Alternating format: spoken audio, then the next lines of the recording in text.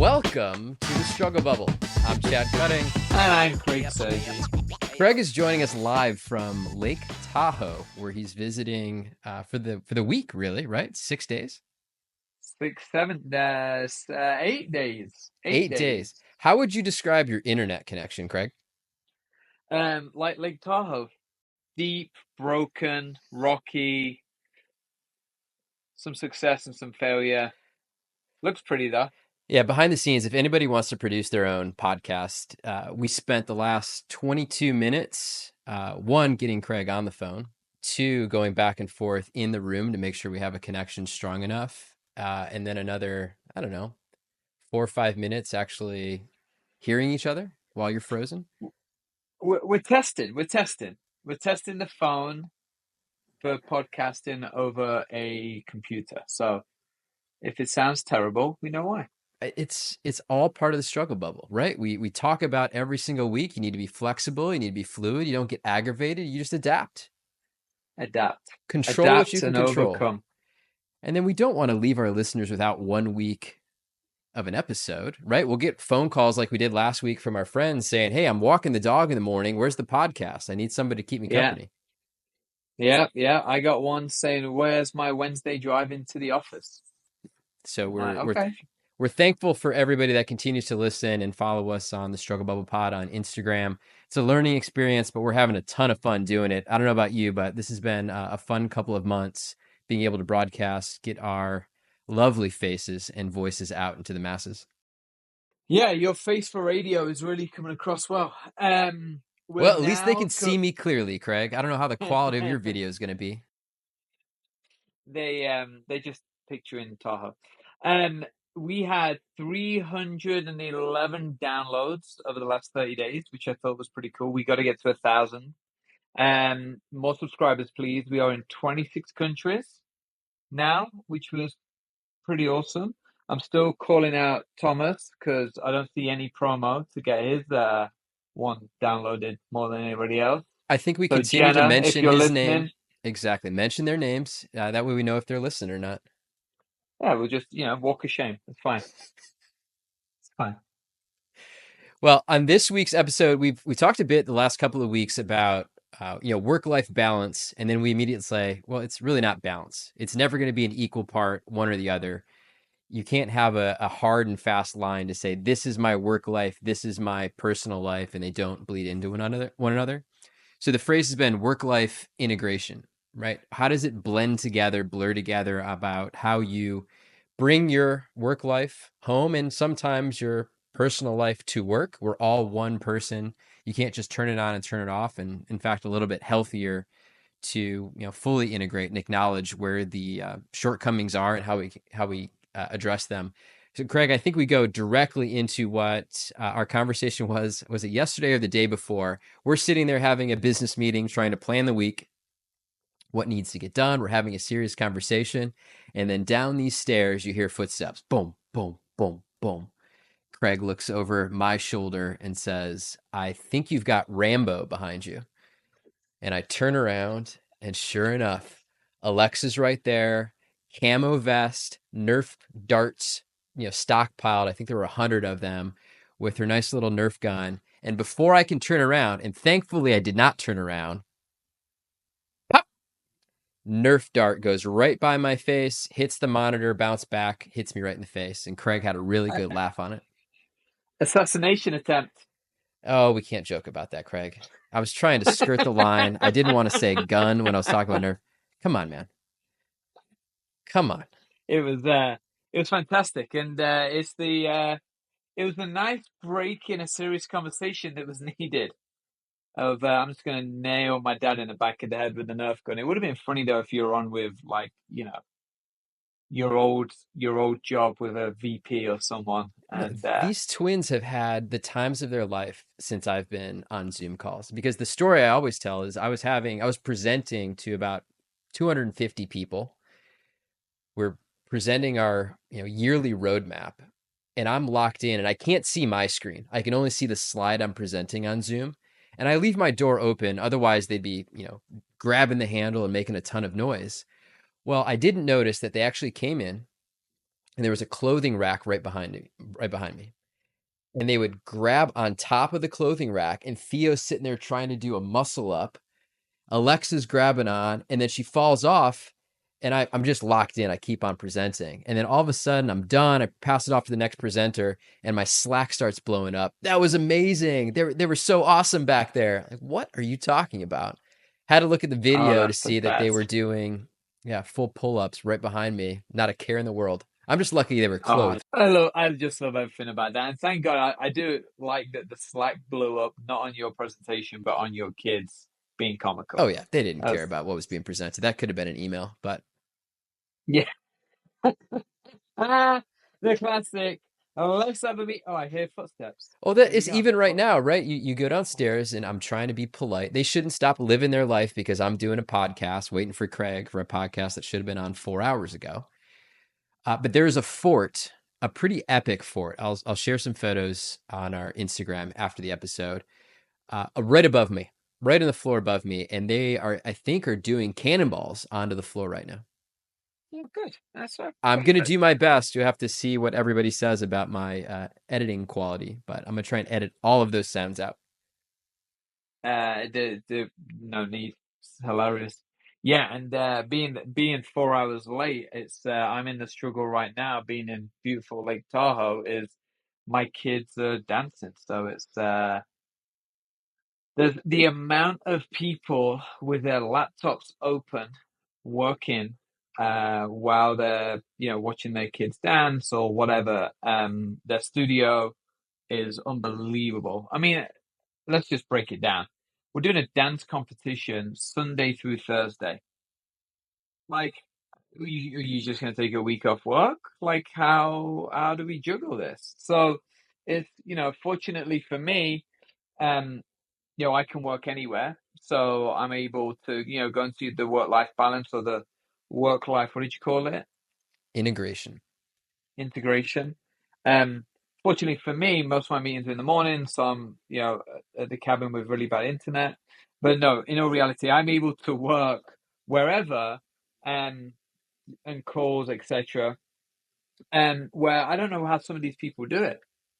'Cause not everybody's remote, so it just blows my mind that it's out here. But they did great though. They did great. So we're here till they made showcase. So we're here till Thursday night now, Well, watching dance. congratulations in both your daughters. I mean, they've been so dedicated to their craft over all of these years. It's great to see it pay off, and you see how hard they work, how much they want it, and we've talked about them elevating everybody around them. But on that integration front, I think a couple days ago when you were there, you had mentioned needing to get work done, but also wanting to be present. There was the juggle, the balance, the struggle to make sure you're doing everything for everyone without letting a ball drop. Uh, but I think it's really important to call out you cannot do everything. And Thomas talked about this a few weeks ago. You can make it a priority for sure, but beating yourself up about it or judging somebody else, right? You just mentioned somebody who is a doctor or somebody that's, maybe this week is their all hands, their sales kickoff, whatever it is, and truly they need to be there not just for themselves but for their entire team, entire company. Judging them for not being there is not okay either. And that goes back to what this integration is. What may work for you might not work for somebody else. Yeah, Gary Vaynerchuk, Gary Vee had just been talking about this a little bit this week. If that's what you want to prioritize, good for you. If that's not what you want to prioritize, good for you. But it's up to yeah. us to be flexible in our judgment, withhold that judgment, do what's best for us and for our family, have our own pillars or tenets that we're rallying behind, and make that work. But don't set an artificial construct where you can't accomplish anything. It's the worst of all worlds. Well, and I think that's where tools come into their own as well. Like everything that's going on at the dance, I can't make everything because I've got calls and stuff like that. You can live stream it. So I think there's, again, it's that balancing out. Like, what tools can you use to help you try and do as much as you can, but at the same time, again, prioritize, right? I want to be there and watch this or whatever that is. But again, just take a second, right? So have a look at the tools that are around are available for you to try and cover as much as as you can, right? It is. And then setting, how often do we talk about just being transparent and clearly communicating what's on your schedule, what your priorities are, so everybody's on the same page. Versus, and I'm guilty of this, you wait until the last minute to try and figure it out, and then it doesn't come through, and then you kind of hide behind that. If you Yeah, can, articulate to your kids, say, I'm going to be here for this, but unfortunately not be able to be there for that, and give them an explanation. I think it goes a long way so that they're not, worried about where you are or overly concerned that that chair's empty in that specific, yeah, dance, but they know where you are and what you're prioritizing. yeah. No, totally. I think the biggest thing for me is the kids know they know I'm watching. Actually, the biggest thing is they care when I turn up at the end. When they can see me out the dressing room and get actual time with me, rather than me being in, watching every single dance and every prize and stuff like that. And again, I can live stream it, which is super helpful. But it's that, okay, so now in the evening times when all the prizes and awards and stuff are done, I can actually spend time with them. So that's where I think, again, prioritization, right? Where am I going to spend that? Talking about that, yesterday was pretty awesome. We anybody wants to know, you can fit a dog on an inflatable canoe. Talking about balance, that was impressive, and we paddled out in Tahoe. Are there videos or photos of that? Because picturing a dog on a canoe, I've got a mental image. Yeah, no, there's a photo, and it was definitely redneck central. I found a Ziploc, threw my phone in that, and put it in my pocket.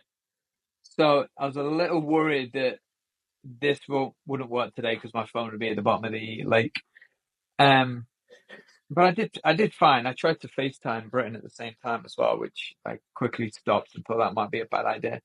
And then also I met up with the Tavanas. They came up here and I won bingo. You won bingo. Oh, I won congratulations. bingo. Yeah, $25. Thanks very much. Look at you. How much But did it cost to play bingo? free. Free.com. Whoa. Whoa, we got to Yeah, talk to it's them about their bingo model. yeah, it was fantastic. So again, the work-life balance. I got in little exercise, little paddle with the dog, got some friend time in the evenings, and then get to see the kiddos. Well, and then you've got a lot on your plate altogether because you're also preparing for the upcoming soccer season. Have you That's had to have taking a lot. anything covered for this week on soccer, or are you doing everything remotely and just planning for the upcoming season from there? Correct. Yeah, the directors are in office 3 days this week. I'm zooming in to discuss. I just got off a board meeting. No, it's looking good. We got a lot in the conveyor belt for additional stuff for LG. A few different changes in the way that we're going to um develop certain things in the club. Not to give too much away. And then preparing for potentially going to a tournament in San Diego. So.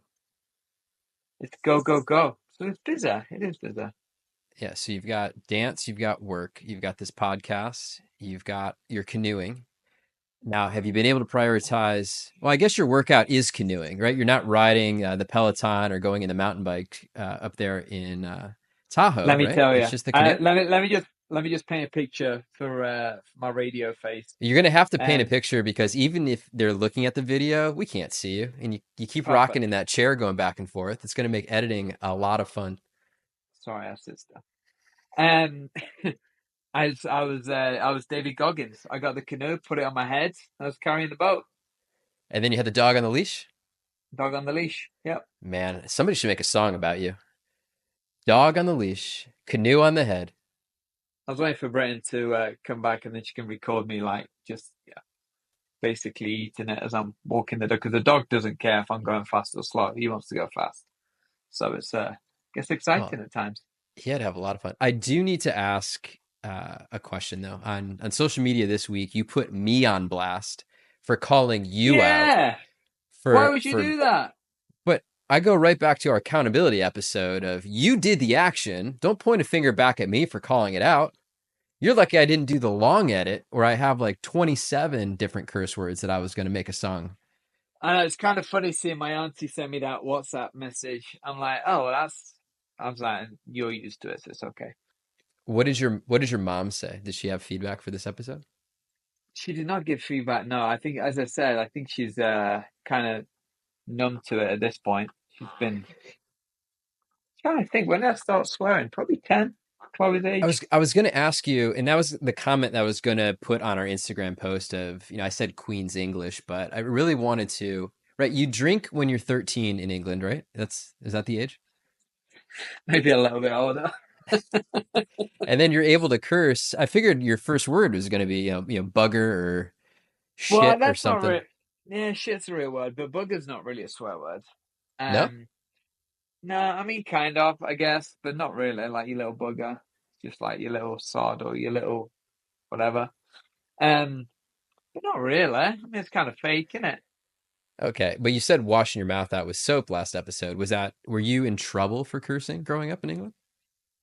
Not in trouble. Just like don't say it again, then you just say it again until they get numb to it, and then it's just part of the pattern, isn't it? In it. I don't know what in it means. Isn't it? Is that what it's short for? But it's the same amount of letters? That doesn't make any sense. Yeah, it's just little bit quicker. The other photo that I want to share on social media, and somebody posted this of you, and it looked like you were 18, 19, 20 years old, but you look like a bugger. You look like you got into some serious fun when you were a teenager. Yeah, we just go with yeah, and some Uh, little we're bits gonna and have your bobs. mom on this episode, and I want to hear, or on a future episode, I'm gonna hear what stories because I feel like I've gotten a snippet of what Craig got into, but nothing in detail. We're generally good lads. Just it's different. Americans, not to harp on them, but see what we do, what we think is. I can't even get my words out.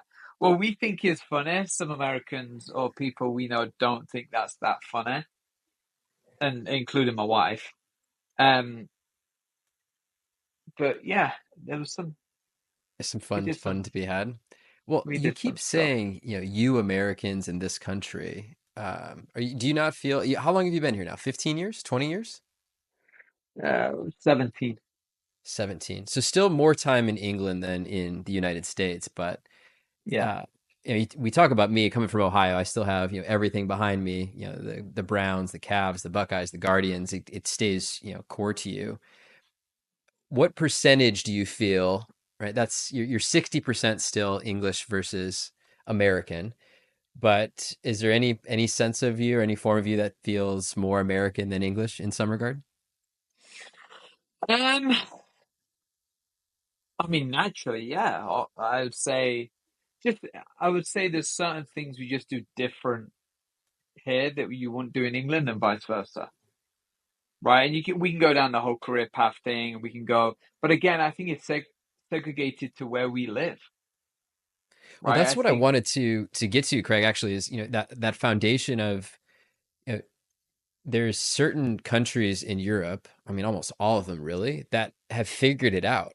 The 4-day work week and prioritizing health and family and fun over work, right? It's been a joke amongst all the big companies that I've been at, like, oh, we better get a hold of, X, Y, and Z country before, 3 o'clock. Otherwise, they're going to be out of the office.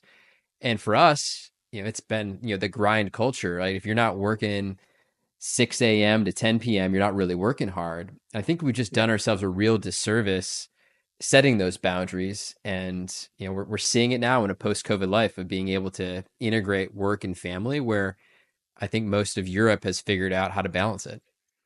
yeah, blue zone, baby, blue zone. Find those centurions. It's just a different way. I don't really know the best way to explain it.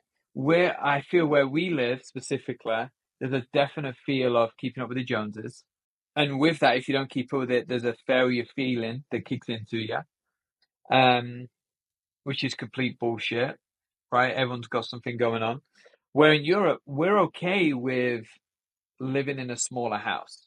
We're okay with, we want to spend time with friends. Like it's just a different model of Friday nights is out with your friends. From when you're a kid, you're playing, football or cricket or whatever with your mates every night, and that just rolls into adulthood. Do we miss things though? For sure. I mean, doing that um, also means that you may be missing out on travel, or maybe you're missing out on the bigger projects in life. but people are also okay with that as well. Like they'd rather spend time with their friends and family, and like as you know, like in August, good luck working with anybody in Europe Yeah. in August. Yeah. Like they Holiday. just everybody, yeah, just everyone takes it off, and it's like I would definitely agree with you. Everyone, we have the 4th of July, but as you know, you really only get the 4th of July off.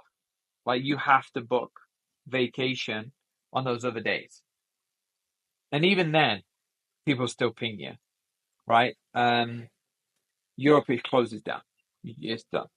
Yeah, you're collectively out, and that's what everybody gravitates towards. If everybody's going to be out, then you feel like it's okay. It's like unlimited vacation time in the U.S. Yes, you have it, but if nobody else is taking it, you feel like you can't take it, and it just becomes a little bit of a sham to be able to take that right time. And it's just perspective to be able to say what is important. And the biggest thing that's been the aha moment for me coming out of COVID is really stopping and smelling the roses, being in the present. I just got a text from a friend today, Eric, and I said, "How's he's a consultant." I said, "How's life going and stuff?"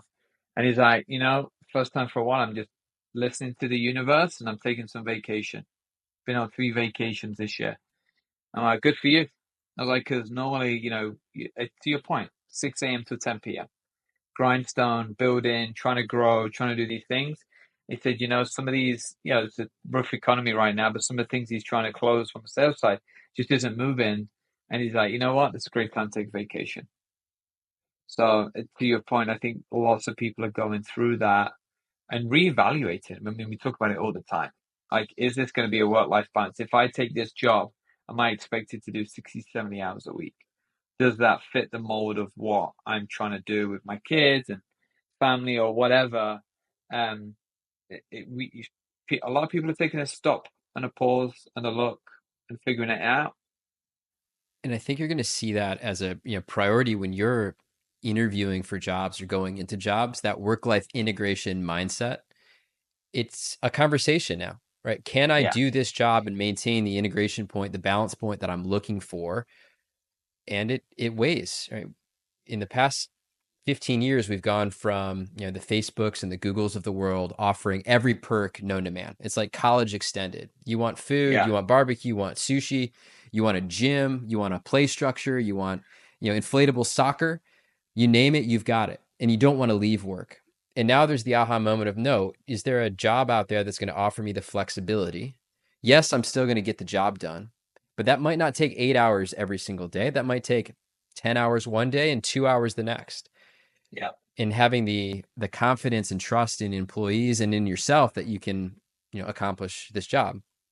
Just look at what it takes to do a podcast like this. We don't know the first thing about producing any type of episodes, but you figure it out.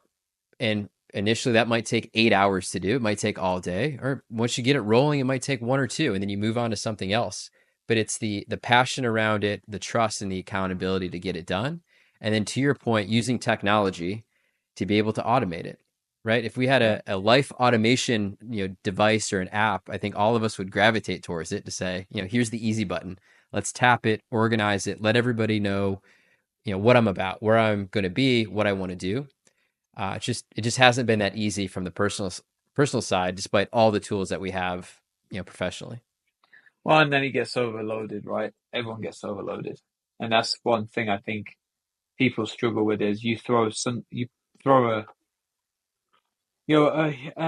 screw into it and you're like, wait, why is this coming in here and what are we doing? And that's when I think people are, especially our area, people are maxed out. And when you throw one extra thing on, that house of cards come down real quick. So It's again, having that community there too. You're keeping up with the Joneses, but as you choose who to hang out with, your kids choose who they're hanging out with, you've started to find a little bit of that commonality and then support. So, right, if the girls are dancing, you bailed me out last week to pick up a kid. I'm happy to pick up yours. You have that community against you, so that when you are a little overwhelmed, you have somebody to rely on, and a way to have that stress relief, the release uh, valve. you're going you're going to the blue zone again. Community was one of the number one things to live to 100. Well, that's the part that's so frustrating is we get into this vacuum and think that we're all figuring things out. We're the first people to ever experience this. When you've got countries and cultures that have gone through it before and have made the prioritization of, family first, community oriented, right? We used to be a culture where we'd all build houses together, a barn raising together. And now, you go talk to a contractor who has to talk to the city, who has a back channel deal to get anything done. And I'll keep everybody posted just on that front. We're trying to do improvements to the local Little League, get batting cages installed because a company has recently gone on a business in locally. And now to go to a batting cage, you're driving 20, 30 minutes away instead of right down the street. And there's a process to get everything approved. For soccer, you're dealing with the same thing for us to get fields approved, improvements, whether that's turf or grass or anything out there. That community aspect that we just talked about, we need to continue to reinforce so that we understand why we're doing things and making these kids' lives better. Where are you trying to put the minefields?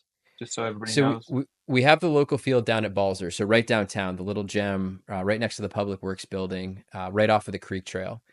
And we have one cage there already. And the past 2 seasons, it's rained so much that the cages, they have no roof, they have no real infrastructure there. They get a little bit flooded and you can't use them. And then there's only one, so one team, one kid at a time. So the idea is we bring multiple out there, do it in a way that can be used year round, and offer a little bit more education around, or I should say instruction, more year round with the facilities we already have. How much are they to build? That's the quote that we're going through right now. So we have an architect helping us out to make sure it's done the right way. We're meeting all town code, and then being able to provide, you have the right level of storage, the right level of insulation, so that you're not getting wind blowing water in. It's not getting flooded. So we're gonna see what the costs are, but it'll be a worthwhile investment, especially to give back to the community, make it available for so many kids, and instead of using it for 3 months, we use it for 12. How long was the old one there? So the cage that's there currently is maybe 10, 15 years old. So it's still, that one's perfectly usable. It's just making an additional one right next to it, similar to what we have over by the other elementary school to get more practices, more kids involved. Yeah, so it's a long-term investment, which is great. So we should ask anybody in LG that wants to throw some money to Little League then for a sponsorship. Knock on Well, Chad's door. we'll keep everybody posted on what we're trying to do and why we're trying to do it and what it can look like. I've been thankful. There've been a handful of families that have reached out to put us in touch with an architect that wants to help out locally, with a contractor that wants to help out locally, which has really been great. And getting back to the community point that we were just talking about, it's really refreshing to have things go. But I'll tell you, there are many people that are saying, "Hey, don't bother. You're not going to be able to get this done. This isn't going to get through the city. It's not going to get through, X, Y, and Z hoop." And it's just completely disheartening to want to do things for the right reason, right? You're focused on the kids, and it's not like we're for-profit business that we're trying to build and make money off of. We just want to get more kids out of the house, off of the video games, off of the screens, and then allow a place where our coaches can have one-on-one instruction, where you're not chasing, baseballs all over the yard. It's disheartening to hear that you can't just have a good conversation and get it done. So I'm optimistic. We're going to go forward with it. The plan is to have something to look at and to present, and then we'll go to the town and have a good conversation. Yeah, no, good. I think it's right. I think it's always kind of frustrating. We went through the same thing with soccer, as trying to get lights at Creekside and all the geese migration and neighbors and all of those things. And it's literally we're looking to put lights on for maybe an hour or so a night when daylight savings hits, so the kids can play. And it's just disappointing to me that people want to put an objection in the way of stopping kids playing. Yeah, yeah. Just for anybody listening, that croaking sound is Craig's chair, I think. Yeah, the And blinds. Yeah. not because it reminded me of the colonoscopy I just had this week. So just getting awareness out there, right? I turned 40. There's a family history. Go get checked. The process was not painful. The The most interesting part was the prep. There's no longer that nasty tasting drink that everyone was talking about. It's 12 pills in 20 minutes. And boy, does it work. So what happens when you take horse tranquilizers? This week's episode sponsored by Colonoscopy for America. Ah! Oh, I love it. For the eye of a needle. Um, well, we'll quickly touch on. Do you get that? Do you get that one? I did, but your accent made it sound even better. You had to listen a little harder. Um, well, cool. I know you're going to a big game tonight, so we should probably wrap here. I'm excited. Wrexham versus the Scum. Wrexham versus Chelsea, and I've been a big Welcome to Wrexham fan over the past couple of years. The story is fascinating. I think coming on the heels of the Ted Lasso hype and everything that they're doing to bring that club back up from the ashes has been incredible. So it'll be interesting to go from watching MLS. The last game that I saw, we saw an Earthquakes game. We actually saw a Bay FC game locally. It'll be interesting to see the different speeds of where Wrexham is and where Chelsea is, and knowing that it's an exhibition. Yeah, it'd be interesting to see who Chelsea brings to the preseason. Well, Paul Chelsea Mullins Scum. isn't able to play for Wrexham, right? He's had surgery, not able to make the trip. But I'm excited. I've wanted a Be Wrexham. You fun. know this. I've wanted a Wrexham jersey for the past few years, Two and years. they internationally just not available. They're available at the stadium over there, but not locally. So I'm hoping, crossing my fingers, that I'll show up to next podcast with a full Wrexham kit. Let's go. What's the temperature there right now? 80 degrees? 7 Well, in this room with these lights, it feels like 100. Outside, the thermometer in the backyard is 115. Holy So shit. it'll be warm, but the game's at 7 p.m. and we're recording this on Wednesday night.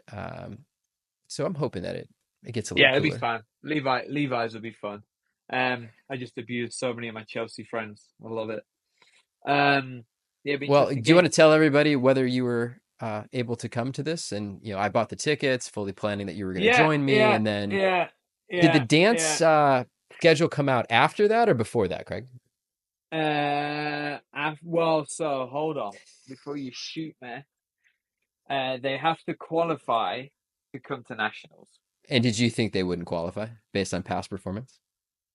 I mean, no, I thought they would qualify. I also don't read the calendar that well. You need a It's game a plan. little, it's a little on me. Need a game plan. Um, yes, it's a little on me, I guess. Although we may Accountability, not Craig. do this one. We may not do this one next year. So.